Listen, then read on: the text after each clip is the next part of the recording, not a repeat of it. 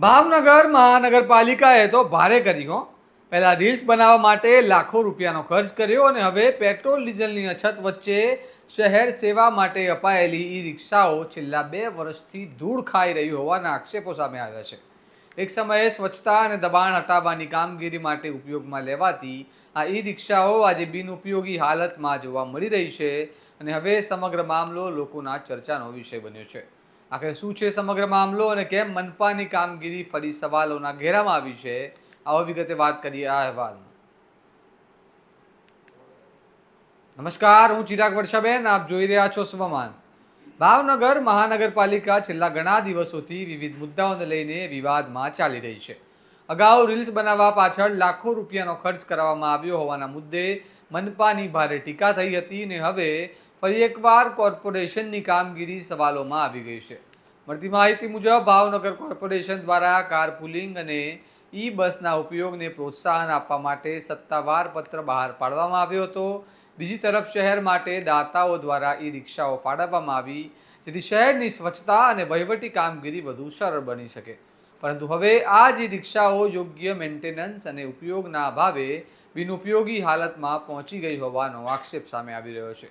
ભાવનગર શહેરના કુલ 13 વોર્ડમાં આ ઈ રિક્ષાઓ ફાળવવામાં આવી હતી અને જાહેર સ્થળોએ પડતો કચરો ઉઠાવવો, દબાણ દૂર કરવાની કામગીરી કરવી તેમજ અન્ય વહીવટી કામોમાં તેનો ઉપયોગ થતો હતો. દરેક ઈ રિક્ષા સાથે કોર્પોરેશનના અધિકારી, પોલીસ કર્મચારી અને ડ્રાઈવર પણ જોડાયેલા રહેતા હતા. પરંતુ નિયમિત દેખરેખ અને જાળવણીના અભાવે હવે અનેક ઈ રિક્ષાઓ એક ખૂણે ઊભી રહી ધૂળ ખાઈ રહી હોવાનું ચર્ચાઈ રહ્યું છે. લોકોમાં સવાલ ઉઠી રહ્યા છે કે જ્યારે પર્યાવરણ મિત્ર વાહનોનું પ્રોત્સાહન આપવાની વાતો કરવામાં આવી રહી છે, ત્યારે આવી સુવિધાઓને જાળવવામાં બેદરકારી કેમ દાખવાય? સાંભળો આ મામલે મનપાના અધિકારી શું કહી રહ્યા છે. મારા દ્વારા ગઈકાલે સોલિડ વેસ્ટ મેનેજમેન્ટ વિભાગનો ચાર્જ લેવામાં આવેલો છે. સોલિડ વેસ્ટ મેનેજમેન્ટ વિભાગ ખાતે 13 જેટલી ઈ રિક્ષાઓ ઘણા સમય પહેલાં જે તે શહેરના દાતાઓ દ્વારા આપવામાં આવેલી હતી. તેનો જે તે સમયે ઉપયોગ મહાનગરપાલિકા દ્વારા કરવામાં આવતો હતો. જે તે વોર્ડમાં મૂકી અને તેમાં મહાનગરપાલિકાની વિવિધ કામગીરીઓ માટે તેમાં સ્ટાફ નિમી પોલીસ વિભાગના સ્ટાફને પણ તેમાં સાથે રાખી અને આ કામગીરી કરવામાં આવતી હોવાનું મારે ધ્યાનમાં છે.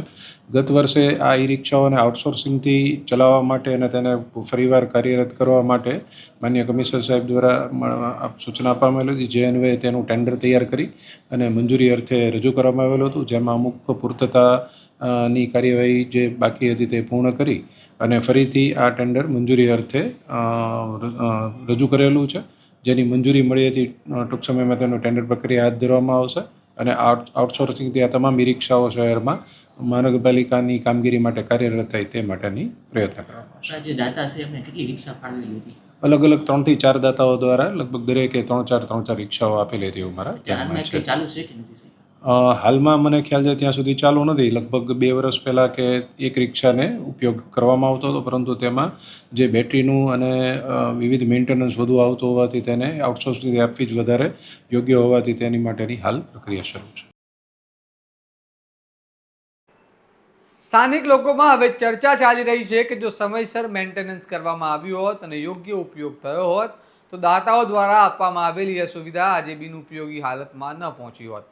હવે મહત્વનો સવાલ એ છે કે જાહેર હિત માટે અપાયેલી આ ઈ રિક્ષાઓની જવાબદારી આખરે કોની હતી અને જે સંપત્તિ આજે કચરાની હાલતમાં પહોંચી ગઈ છે તેના માટે જવાબદારો સામે કોઈ કાર્યવાહી થશે કે નહીં? ભાવનગર મનપાની આ સ્થિતિ હવે ફરીવાર લોકોમાં ચર્ચાનો વિષય બની છે. હવે જોવાનું રહ્યું કે રીલ્સના મુદ્દાની જેમ આ મુદ્દો પણ સમય જતાં ભૂલાઈ જશે કે પછી ખરેખર કોઈની જવાબદારી નક્કી થશે. આ સમગ્ર મામલે તમારું શું કહેવું છે અમને કમેન્ટમાં જરૂર જણાવો અને આવા જ મહત્વના અહેવાલો માટે તમારા સ્વમાનને લાઇક, શેર અને સબસ્ક્રાઇબ કરવાનું ભૂલતા નહીં. નમસ્કાર.